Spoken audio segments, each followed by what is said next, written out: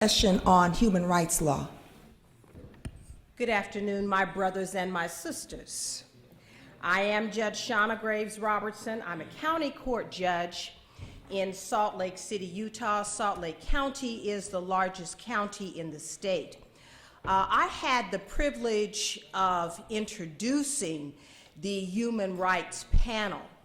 And because this was one of the judicial panels, Dean Alfreda Robinson, wanting to do everything decent and in order, decided that a judge should have something to say about the panel. But I think any good judge knows their limitations. And the fact of the matter is, she put that panel together and ran that panel so beautifully. So at this time, I'm going to ask if she will come up and give us some synopsis of the panel discussion. Dean Robinson. Good afternoon. We were trying to do a little bit of negotiation over there, and I assume I lost. Our panel on the Human Rights Panel, we always addressed it as the beginning of a conversation, a dialogue between the wonderful judges and lawyers and citizens of Morocco and those of us who traveled from the United States with our judges and the NBA Board of Governors. We were given the charge to discuss national applications of international human rights law. And one of the things we discovered that there was a similar desire between the United States, because we're not finished with what we should do with respect to human rights, embodiment in the substantive law, and certainly in the application of it. There were things that needed to be done, but also that the Moroccan form of government, which is a democracy with a parliament and a monarchy, also has some future, if you will, things to do. One of the things we noticed that there were many things we had in common, a desire to improve civil rights and civil liberties, certainly accomplishments in the area of the rights of women, but we did determine that there was a need for the United States to improve in its legal regime related to the rights of children, and that there were, in many ways, our Moroccan brothers and sisters were a little ahead of us in that regard. There was much discussion, and it was wonderful to hear it, about the International Convention on the Elimination of All Forms of Racism, or CERD. There was a robust discussion of that, and for us on the panel, since we had 2 months ago decided we definitely wanted to hear from our judges about this, that we had a really complex web and surprisingly so of issues and analysis that we found in the U.S. cases with respect to international law, and there were jurisdictional issues of international law, immigration issues, certainly domestic child custody issues, and certainly business issues. And so again, we left here with having more robust conversation during the lunch hour. It continued until very late in the evening yesterday or the morning. It was about 2 a.m. when we all left or got kicked out of certain areas. But we will continue this discussion, and again, the Law Professors Division thanks the Judicial Council for the opportunity to present on the issue of international human rights. Thank you. While we're waiting on Jim, we'll proceed with the discussion on business in Morocco and Africa. So our colleague who moderated that discussion, would you please come forward? Good afternoon. I'm Singleton McAllister. I'm a partner with Williams & Mullen in Washington, D.C., and I also had the pleasure of serving as the General Counsel to the U.S. Agency for International Development during the Clinton administration. And I had the distinguished pleasure of moderating the panel on business in Morocco and Africa, practical legal, business, and economic considerations. And it was a phenomenal, fantastic panel, if I say so myself. We laid out the foundation, basically talking about the trade and political framework that was going on in Washington, D.C. As you all may know, Morocco has a free trade agreement with the United States. And the King was just recently in Washington on an official visit with President Obama with about 15 of his ministries. And as a result, there was more effort made to get more free trade agreement amendments out of our USTR. Additionally, as you may know, the president of our great country was in Africa in early June, and he came back with several deliverables with a program called Power Africa to talk about doing more in the area of providing electricity throughout the continent. We identified Morocco as a country which is in a very strategic location, being the gateway for both Europe and sub-Saharan Africa. And as a result, as you may know, the African Growth and Opportunity Act that was signed by President Clinton does expire in 2015. That being the case, and where Morocco is strategically located in the work that they even do with free trade agreements in sub-Saharan Africa, we thought there was an area to look at in a very constructive way as well. We were able to have a phenomenal Moroccan attorney here who's based in Casablanca to serve on our panel, and he talked to us about the legal implications and how to do business in Morocco. He is a gentleman who's currently the deputy administrator of what they call, which would be consistent to what we call our Chamber of Commerce. And it was interesting to hear his perspective. Those who ever want to do any business in any country, they recognize that what we should do is merge with local counsel. Obviously, their rules and regulations are very different from what we have in the United States. And from that perspective, then our next panelist talked about, from a U.S. perspective, how a U.S. lawyer works very aggressively on her client matters and with clients here in Africa, and gave us a whole laundry list of do's and don'ts as we move forward. Your own General Counsel, Janine Barnes, gave a very thorough presentation. If you're going to do business in this area, you have to be aware of the Foreign Corrupt Practices Act. We had a very robust discussion on the difference between how is that distinguished between lobbying in Washington, D.C., because anybody wants to do business in this arena, you definitely want to make sure that the FCPA is something that you comply with. Because unfortunately, when you go to some countries, they don't have the same rules and regulations, and yet you want to make sure that your clients and the people that you represent are in compliance so that you're not representing them another kind of way, if you know what I mean, with stripes. So moving forward, we were talking about inbound, doing work here in Africa and Morocco, and gave that legal framework of the do's and don'ts. But we had the great opportunity to have Lois Wright, who is the Executive Vice President and General Counsel of Intercities, and also has been very active with NABOB, which is our National Association of Black Broadcasters. And as we talked about putting this panel together, and the theme of this conference, Morocco and Black America working together, we wanted to get that business perspective because there's some rules and regulations that have come through in Washington, D.C., where I'd like to have my good friend Lois, who's with us here today, talk about how we can move forward in that direction. Thank you. Hello, good afternoon. Let me begin by saying, that just as Dean Robinson, I lost that negotiation. I thought Singleton was doing the summation. But let me say this, we discussed the fact of the historic difficulties that black businesses have found in access to capital.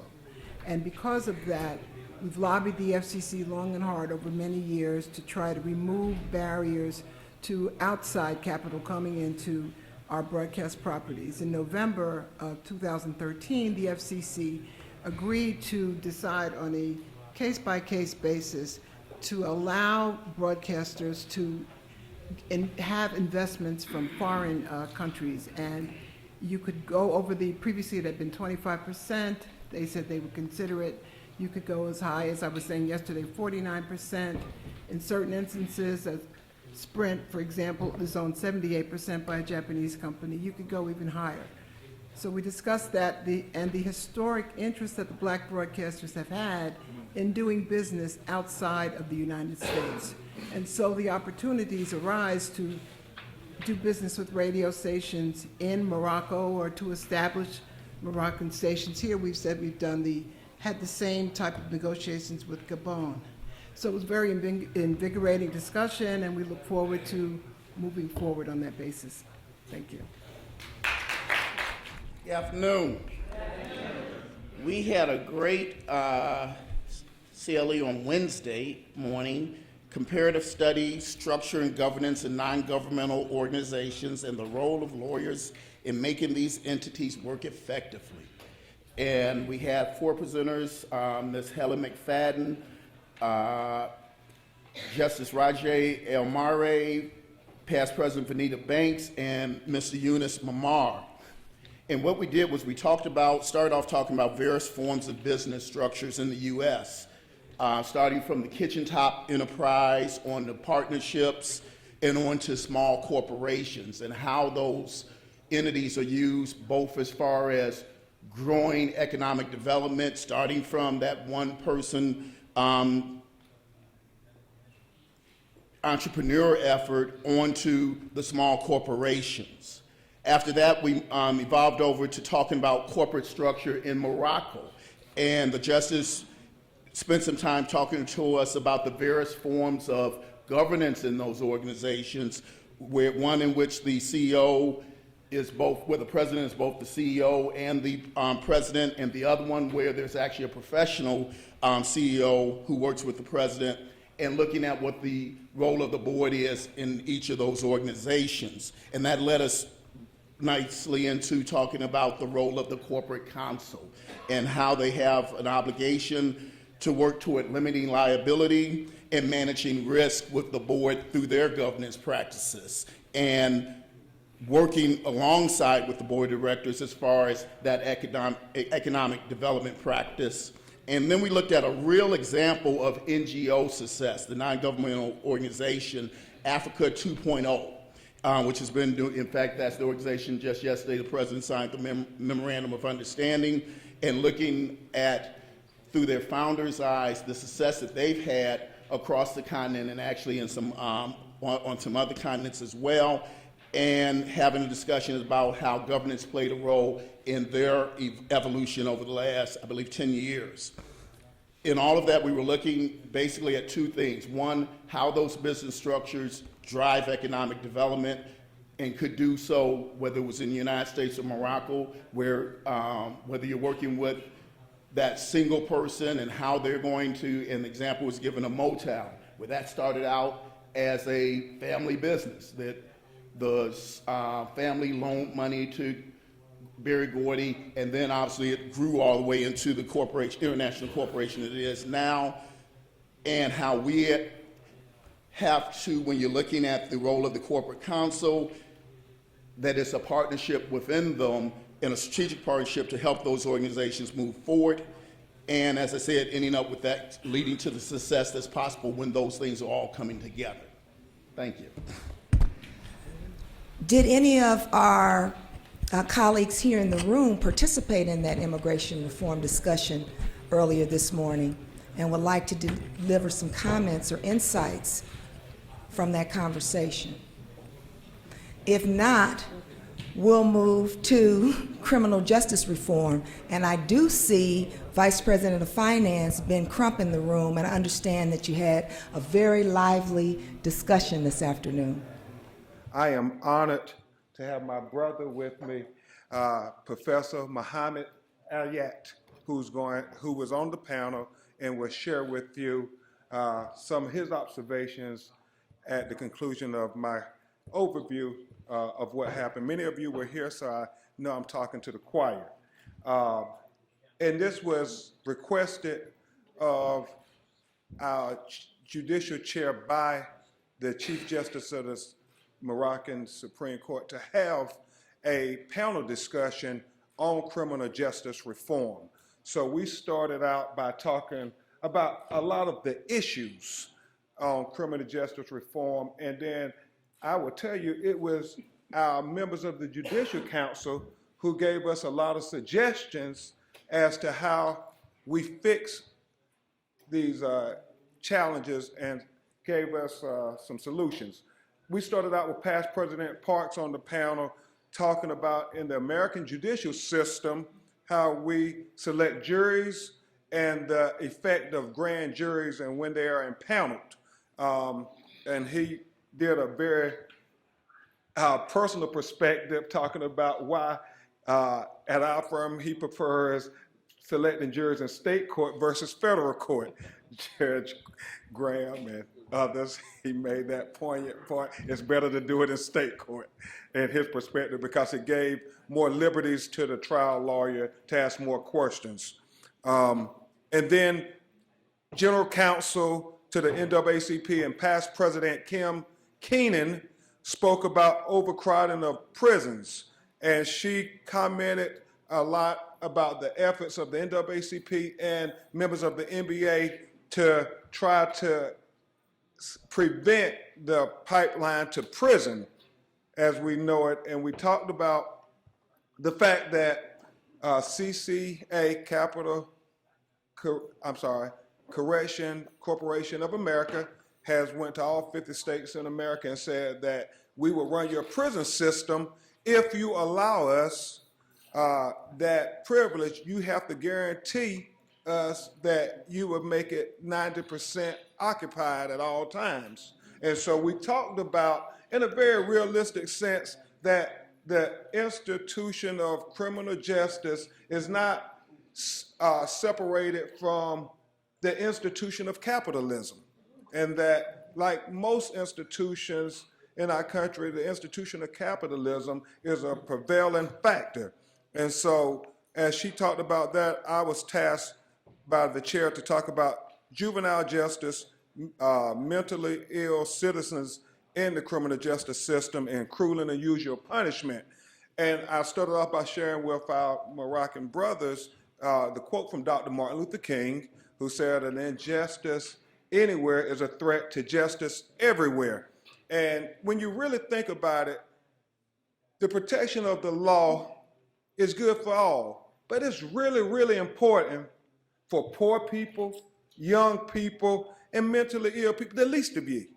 And so that's what we talked about, of how we deal with those things. And we remarked about Trayvon Martin and the fact that it was bad that his killer profiled him, but it was worse that the criminal justice system profiled this young African-American male. We then talked about how the mentally ill are affected in our criminal justice system because, again, the economics of the situation is we keep having these budgets being decreased on things like education as well as medical care for mentally ill people. So the alternative is to put the mentally ill in prison, to send the young people to prison to do their part of the deal with all these privatized prisons to make sure they are being occupied. And so we talked about that and the fact that we have to look out for cruel and unusual punishment. And we cited a case that we worked on where a 21-year-old Caucasian male who had paranoid schizophrenia was put into a jail over the weekend but couldn't get his medicine, and they did not have in the budget for him to be transported to a jail in President Parks' home county of Polk County. And in that weekend, he then had an episode, and what they did, like they do to most people who are mentally challenged, when they have an episode, they say they've been disorderly. We have to contain them. We have to make sure they comply. And so making James Lee Griffin comply, even though he was handcuffed and he was restrained in a chair, they came in and tased him 20 times. That caused him to die. And even though we were able to get a favorable civil resolution after we did depositions on all manners of people, his doctors, his family, the criminal justice folks within the sheriff's department, they said we just don't have the money to deal with these type of situations. So one thing begets another. So because of lack of funding, it leads to cruel and unusual punishment of mentally ill patients. And then we concluded by having a very, very frank discussion about the overall review of the criminal justice system of the Kingdom of Morocco. And I was so fascinated, and I've been telling everybody who would listen, I guess I should say, before I turn it over to him, Judge Houston, Judge Riggs, Judge Thibodeau, so many of the judges offered real solutions for us when we talked about these problems. I thought it was fascinating what Judge Riggs said when she said that the judges say we have to sentence the people because our hands are tied on these minimum mandatories. And she pointed out the cause and effect that, you know, when we started getting more diversity on the bench, that is when they started saying, ho, we got to limit what judges can do. And I love Judge Thibodeau saying, we can't use that as an excuse. We still got to be creative, and we got to know what fair is. Our people are counting on us to be fair and make it work. And then I think it was Judge Houston who really brought it home, and Judge Gregg. They talked about how we have so many things as members of the judiciary that come before us that we have to look at and try to address, even though they don't know our clients and everything, but they're there for a purpose, and that is to do justice. And so I thought the solutions were great from our judiciary. And without further ado, I will briefly introduce this gentleman in a unique way, my brother, Professor Mohamed. He said, being a Fulbright scholar twice, he had many times to visit America. He had many times to visit America. And one of the things that was very interesting, and they'll be on tap because of the president isn't here. I think past President Banks is going to call you up to say some remarks while we wait on the mayor and all. But he said that when he heard about the right to remain silent, he came back to Morocco and he was trying to tell the politicians about this right to remain silent. And they said, hello, that's just idiotic, that's foolishness. How if they shut up and don't say anything, the police gonna get a confession out of them? And I thought that was incredible. But through his hard work, facing those kind of obstacles in that ideology, he continued to work, and it became a law that you had the right to remain silent. And through his work and his boss, who was the Chief Justice of the Supreme Court, I believe, with his boss as well as others, it is now in their constitution in the Kingdom of Morocco that they have a right to remain silent. So without further ado, Professor Mohamed Ayat.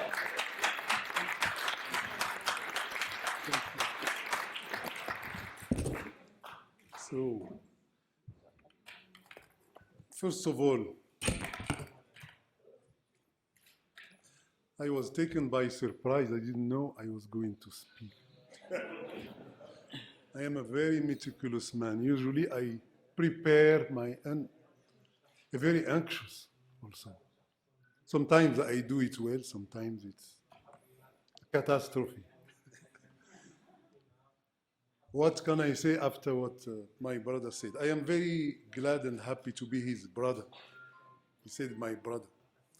And I am honored also to talk to you. So I think the best thing to do after his plea, what can I say after what he said? He summarized everything.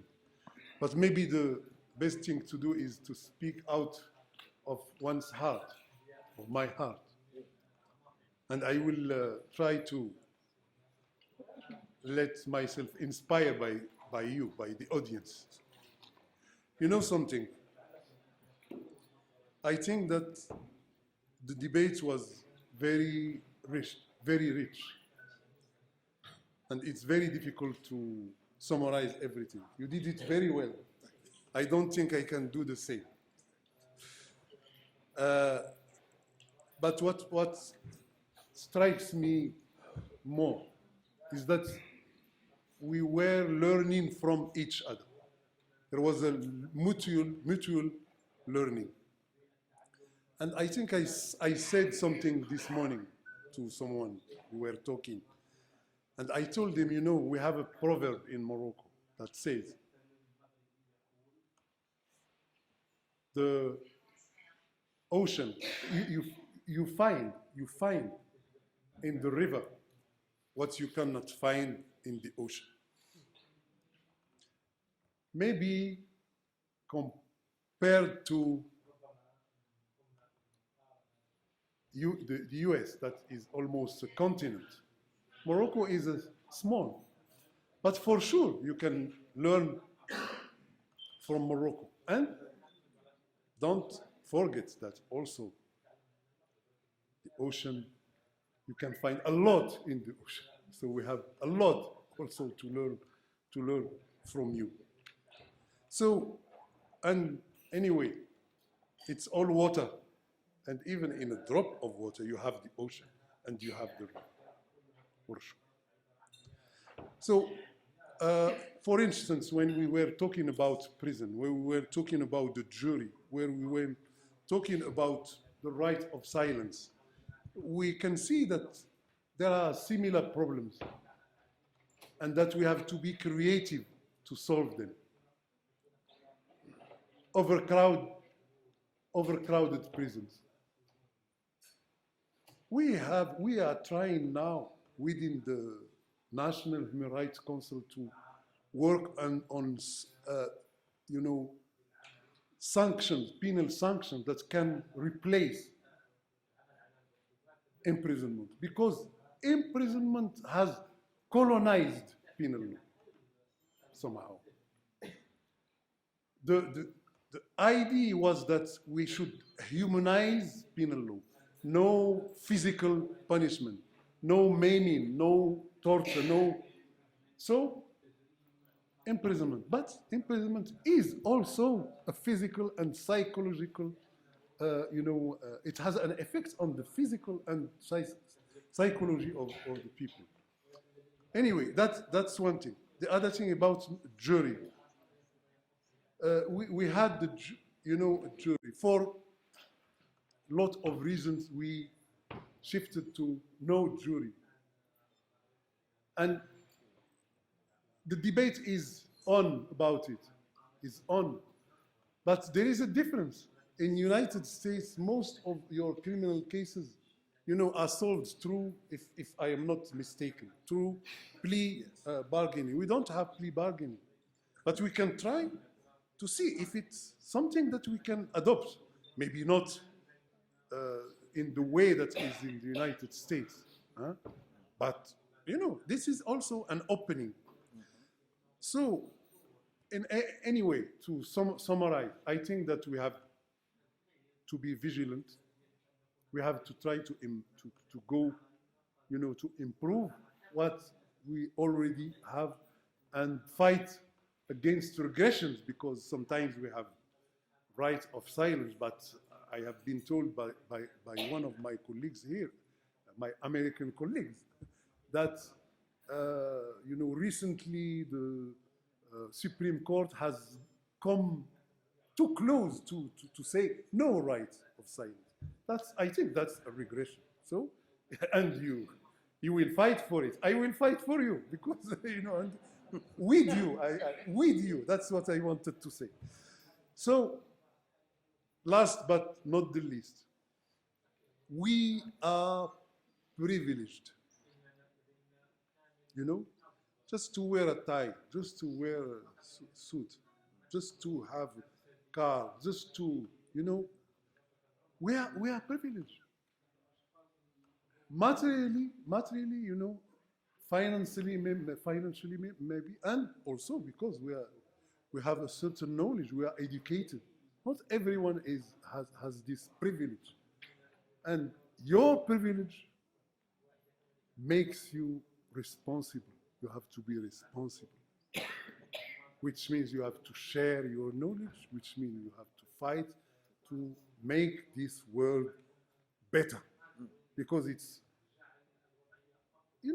injustice. It's not when there is an injustice. If we are really human beings, we feel it. We feel that we have been also hurt. Thank you very much. Immediate past President Darrell Parks, we appreciate you coming forward to share your perspective. Good afternoon. I want to first thank everyone for the role that they have played here today. And I want to go back just a little bit because actually the whole idea of Morocco kind of comes before my time. And I think that as an organization, we had historically really focused on Southern Africa and Sub-Saharan Africa. And starting with past President Rodney Moore, we began to look north when he took us to Egypt. The president who would come before me was past President Shelton, came up with the idea of Morocco. It wasn't my idea, although I led the trip. I thought it was totally inconvenient to have a wonderful trip planned and not to go as an association. So I took that trip along with past Chair Vet Alexander, and we came and had an incredible time. That was the beginning of the relationship, and like this trip, you were incredible hosts. It wasn't Four Seasons-like, but it was a good trip. And so I want to give respect to them. I also want to, I mentioned Judge Alexander and Judge Marguerite Dowling, who came on this trip with me. They were incredible in laying some of the groundwork for some of the relations that we have here today. Will someone be recognized the board later? Let's thank them. Yeah, I can do it. She will? Okay. All right. The Board of Governors and the past president will be recognized later. But I also wanted just to thank both the Chair of the Judicial Council for a wonderful trip.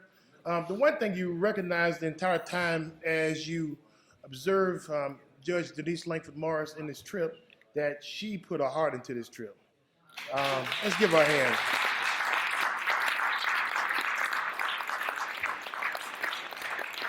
Awesome job. You know, it's amazing how well people can do something when they pour themselves into it. It was rather obvious that her heart, soul, and mind was totally devoted to every aspect of this trip. It showed. We're grateful. We're benefactors of her generosity and of her willingness to focus. So thank you again.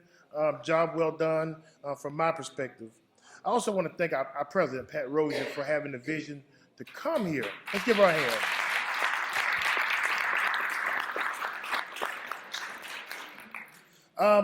And we're grateful for her leadership and you know, obviously a difficult decision because this wasn't what we traditionally had done for them to bow away from that. Last and certainly not least, I want to also thank our executive director and her staff for their time. Let's give them a hand.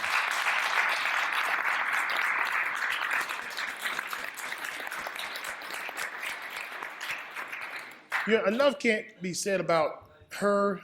You know, she's new on the job. I couldn't imagine if I took a new job and they said, we're about to change what we do, we're going to a different place, and you need to be ready. So to her and that relatively new staff, hats off to them for adjusting to us. You know, we're not a, you know, we're a peculiar group. And a peculiar group requires a whole different approach to how you deal with them. And I just couldn't imagine if I had to work for a group like this. You know, we don't talk much about our clients, but we tend to work for the common man. And as y'all know, y'all are everything but that. So we're grateful to our hosts. Our hosts have been great. Let's give them a hand.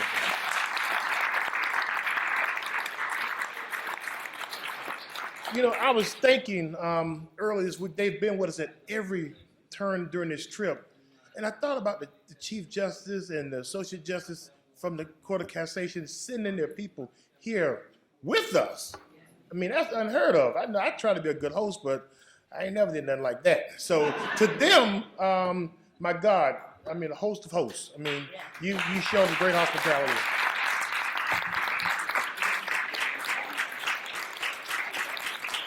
Good afternoon.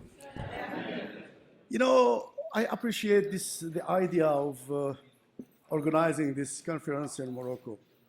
And we benefited from you. I think also, as my colleague, Mr. Ayat, say that perhaps also you benefited from us. And as he said, I was surprised when I heard from some American colleagues that yes, we have something that you would like to have it in your judicial system. And I said, like my friend Ayat, that perhaps there is something we can find in the river that we cannot find in the ocean or in the sea, as we say in a Moroccan proverb. But these events and these events are very important, and I have just proposed to one of my American friends that we would like to have other of your conferences here. Why? Because this opened a window between our judicial systems. We don't have the same judicial system.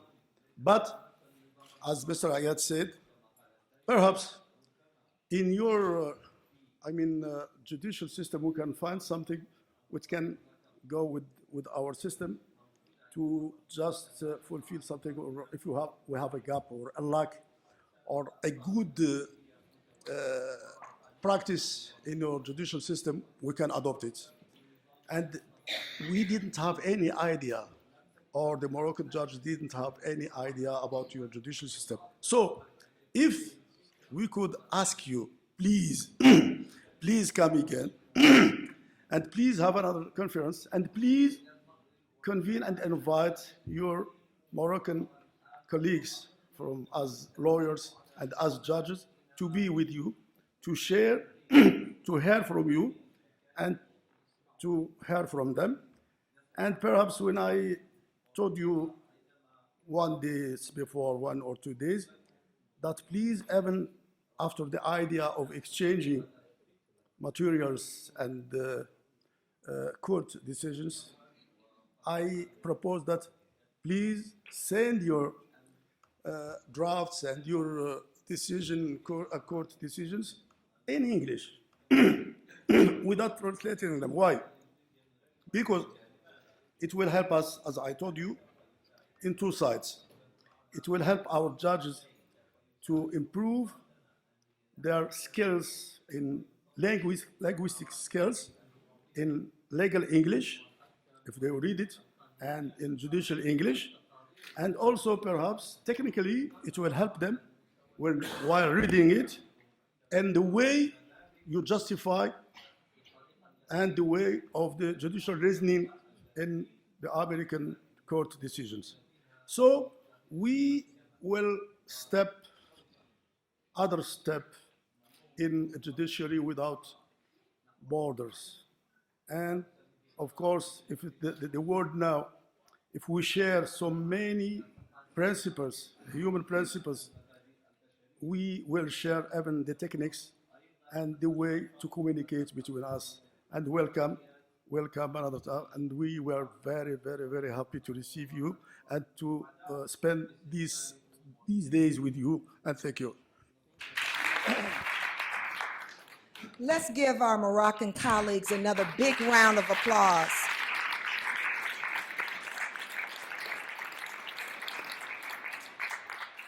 Our host here in Marrakech, Mayor Fatima Zahra Manzari, as you know, hosted a wonderful dinner for us last evening. Unfortunately, she is unable to be with us today because she is hosting the King of Morocco. So she sends her regrets that she could not be with us today, but she does plan to join us in Atlanta at our 89th Annual National Bar Association Conference. Just a few words about Mayor Mansouri. She is the head of Morocco's 3rd largest urban area, Marrakech, a city with more than 1 million people. She is a French-trained lawyer. She won election in 2009 at the age of 33. She ran an inspiring Western-style election campaign where she went into the neighborhoods to meet people and to listen to their concerns, unprecedented here in Morocco. She has moved the city from budget deficits to impressive surpluses. She presides over a 96-member council, and her priorities include improving Morocco's sports facilities so that jobless youth can have constructive outlets, managing smart growth in the city, and improving Marrakech's tourist appeal. She is a working mother of 2 children.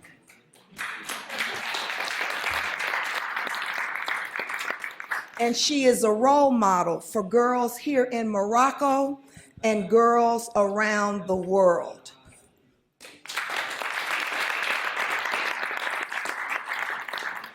And at this time, I will turn the program over to our NBA Executive Director, Alfreda Davis. Good afternoon, everyone. And we are going to try to move this program along because I am certain that some of you would like to get out and see wonderful, beautiful Marrakech. A couple of announcements before we start or before we continue with the program. The first is that there are 2 outings planned this evening. If you are interested in outing 1 because you're my age, we leave at 6:30. It's going to the casino and to a restaurant and a club that is near the casino.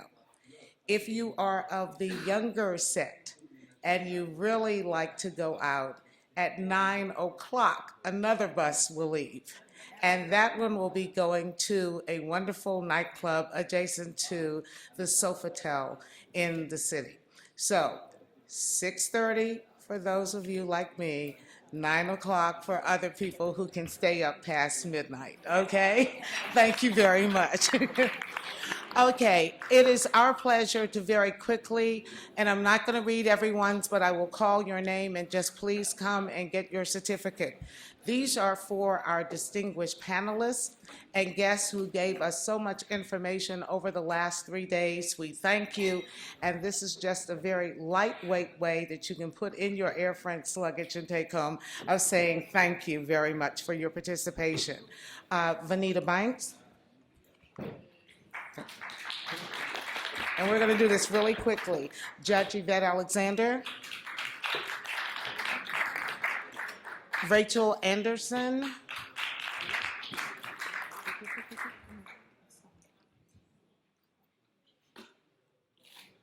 And if the person is not here, could someone please take it and let them know? Janine P. Barnes, our general counsel.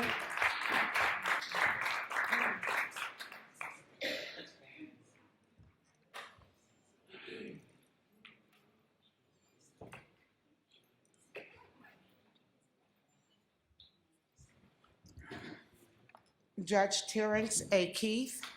Judge Keith, is he here? Thank you.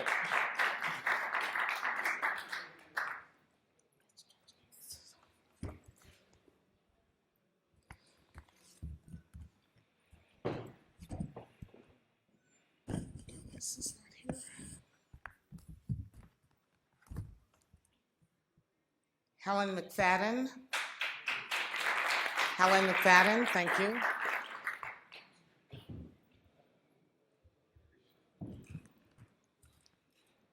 Justice Peggy Quince. Justice Quince. Thank you.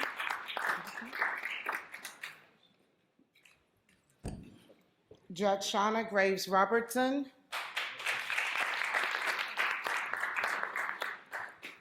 Dean Alfreda Robinson. Thank you.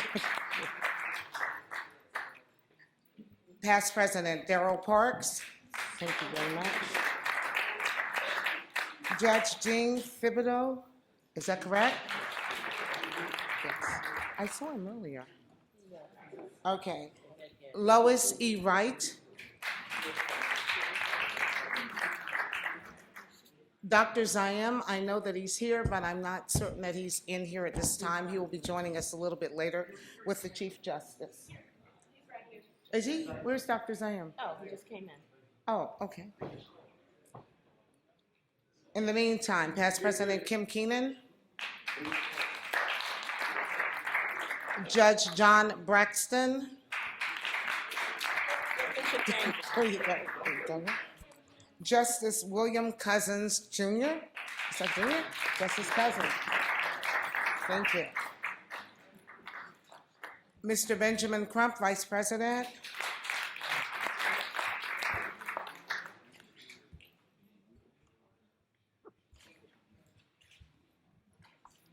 George Edwards.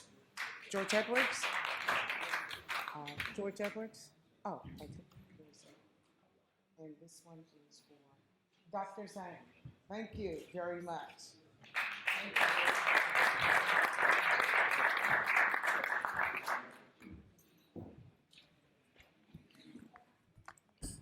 Judge Harrison Gregg.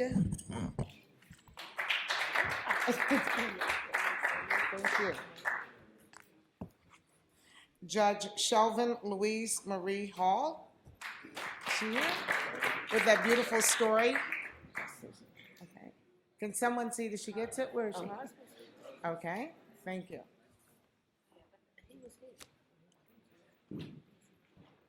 Judge Marcella Holland.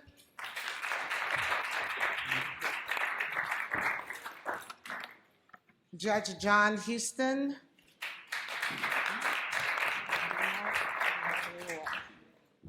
If by chance you participated and you did not get one, in our overzealousness to make certain that we brought everything or we took everything back, we may have packed it. So please see me, and if you didn't get your name called, we will certainly give you one as quickly as we can get back and reship it out to you. The next thing that I wanted to do is there are 3 other awards, and each one of them is very special to me.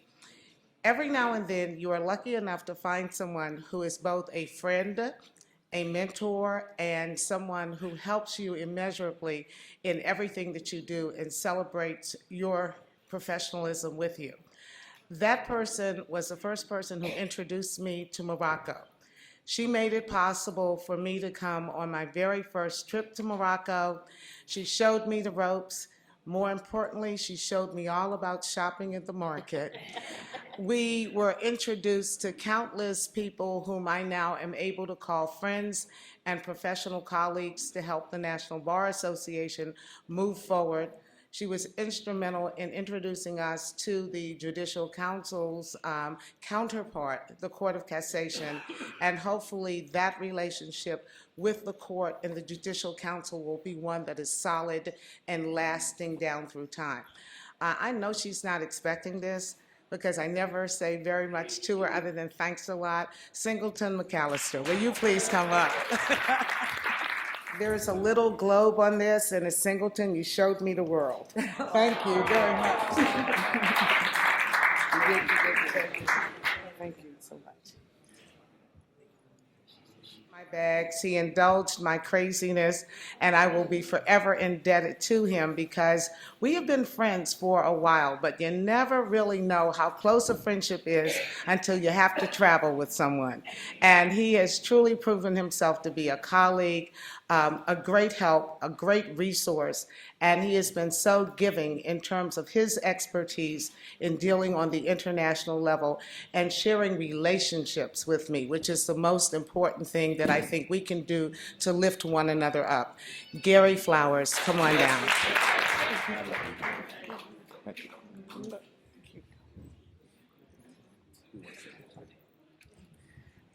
As we gather in the northern port of our motherland, Mother Africa,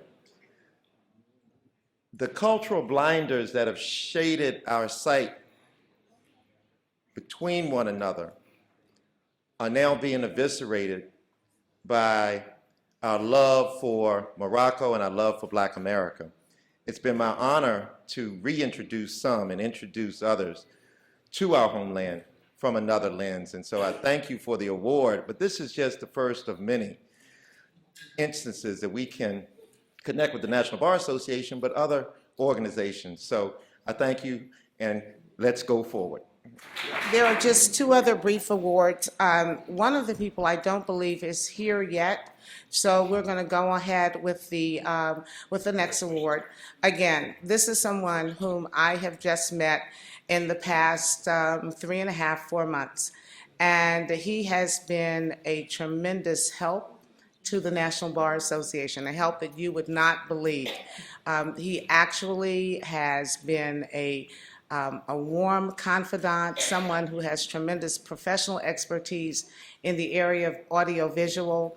He brought staff over here, and we still are talking about what the contract looks like, and every time I tell him I have no money, he says, "Don't worry, your family, don't worry." And that is something that has been very dear to me. I thank him from the bottom of my heart for all of the things that he made possible to us and for us, and the things that he did now in the past, and the things that he will probably help us do in the future. So I'd like for you to meet, he's first of all the past president or the president of the Moroccan American Network, and he is also the president and CEO of his own audiovisual company, and he lives in the Washington, D.C. area. So we will be calling on him quite often to come and be of assistance to us. Mohamed, Elhajjam, thank you.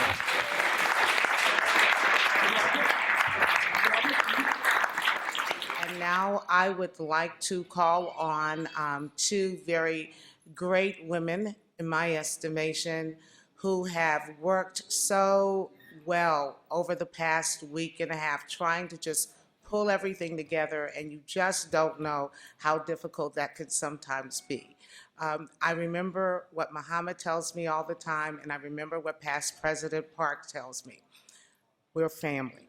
And sometimes family doesn't always get along, but at the end of the day, we're family, and we need to remember that. At this time, I would like to call on the chair of our Judicial Council, the Honorable Denise Langford Morris. I would also like to call on the president of the National Bar Association, Patricia A. Rozier, who will come and who will now close the conference out. Thank you very much. Oh, please be seated. We say that every day in our courts in America. When we enter, the audience stands up, and that's to show respect. And it is my honor and privilege as the chair of the Judicial Council for the National Bar Association to have presided over this fantastic mid-winter conference. Let's give a round of applause to everyone that was involved in this conference. Oh, I know you can do better than that. I know you can do better than that. This has been absolutely fabulous. Now, this is for the people involved. Now you could stand up. Now you can stand up. For them, not for me. That's what this is about.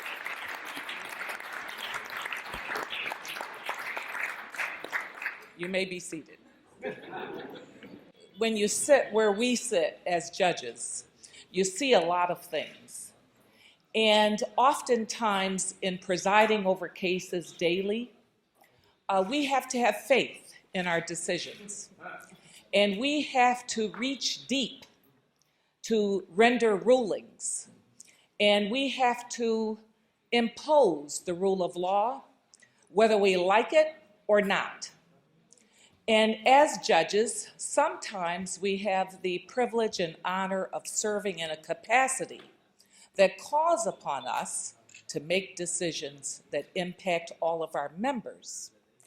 And I am so glad that when our great executive director, I call her Madam CEO, when she came to me and shared that the Moroccan people, the powers that be, wanted the Judicial Council to come to Morocco. And in fact, the Chief Justice, Mustafa Ferez, made a formal invitation thereafter, which we accepted readily. And I am so proud of my members for agreeing, my officers, my directors of the board, my midwinter chair, Judge Shauna, please stand. And we started out in Casablanca, moved on to Rabat, and here we are in Great Marrakech. And we are so excited because we came through the gateways of Africa, our motherland. Many of us have never been to Africa before.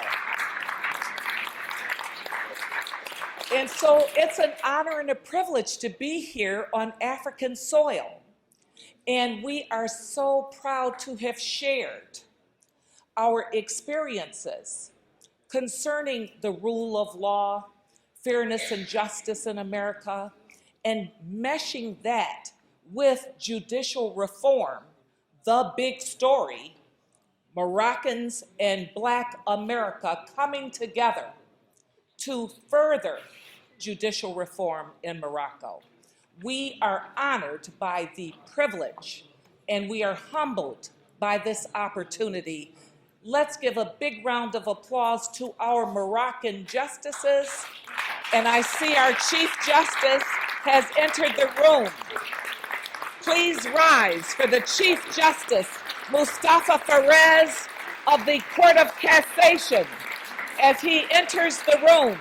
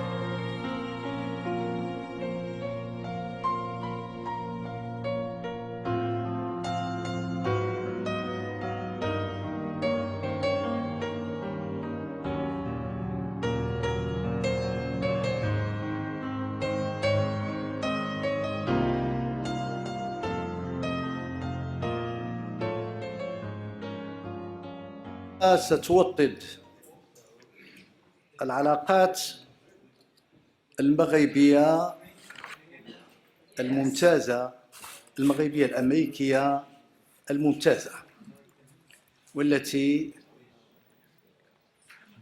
عضدتها وعززتها الزيارة الملكية الأخيرة لجلالة الملك محمد السادس لأمريكا ولقائه مع السيد الرئيس فخامة الرئيس باراك أوباما.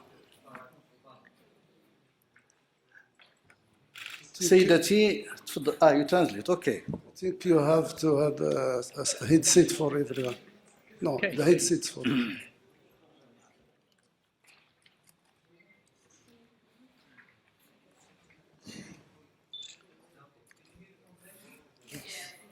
سيدتي، أنا سعيد بهذا التعاون الذي وقعنا عليه اليوم، وهي فرصة لأتوجه إليكن بالشكر الجزيل على تفهمكن وعلى تعاونكم. سيدتي الحضور الكريم، لقد عرفتم المغرب عن قرب، فأدعوكم أن تبلغوا ما شاهدتم لعائلاتكم ولأصدقائكم ولزملائكم، وعودوا مع عائلاتكم وأقاربكم لزيارة هذا البلد المضياف، بلد السلم والسلام والمحبة والصداقة. شكرا لكم. As we opened our conference, at our opening session, we spoke about the honor and privilege of being here in the great kingdom of Morocco. We spoke about the fact that His Majesty Mohammed VI, King of Morocco, was not present, and neither was our President Barack Obama. But we knew that because of the long history between our countries and the fact that Morocco acknowledged the United States first to be a country, and because, as our Chief Justice, our host, has mentioned, the King visited with President Obama on the day of the anniversary of the 50 years past the death of our great former President, John F. Kennedy. We knew in coming to Morocco that this would be a historical occasion. And with this agreement, it is evidence that we as lawyers and judges are well familiar with that this is only the beginning of a great relationship in studying the law and working together to reform justice and to continue our efforts to be as perfect as we can be in the implementation of administering justice to the people that come before us, the litigants that appear before us as judges on all the various courts in America and here in Morocco. So it is our honor and privilege to have been hosted as a welcomed delegation of some of the finest judges and the finest lawyers from America. We are so humbled by your invitation, and we will be back, and we will bring our families, and we will spread the word about how we have been treated, the hospitality that we have been shown by everyone, from our drivers to our servers, to hotel personnel, to lawyers, our fellow justices, professors, brilliant scholars here in Morocco that have shared with us their vision and perspective of the foundation of the law and the renewed changes in the law that have been proclaimed in September of 2013, the justice reform.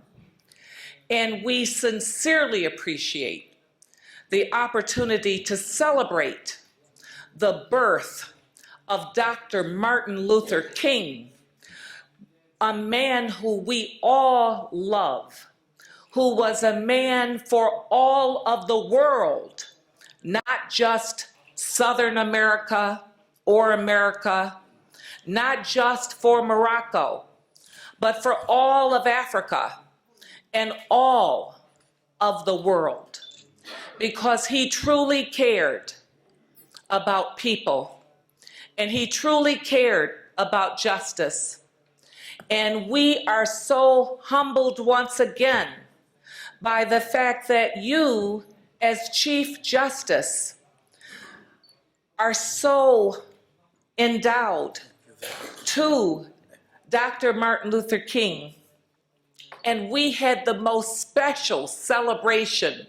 Our members shared that it was the best Dr. Martin Luther King celebration they had ever attended. And we thank you. And I can't give enough thanks on behalf of our entire delegation. We appreciate signing the memorandum, witnessing it. We appreciate being here in your presence and having the opportunity to share our ideas and our desire to continue this celebration and to continue the sharing of the law and continuing to help you with judicial reform here in Morocco. So this is not the last time that we will be here. We will definitely be back with our families and hopefully one day with one another. Thank you.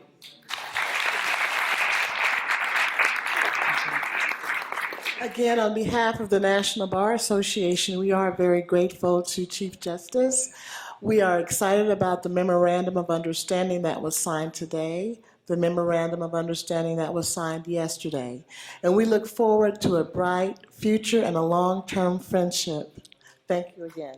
Ladies and gentlemen, this concludes the signing portion, but we ask you to sit tight because there are a few more things, including our President's closing remarks that will follow the Chief Justice's removal.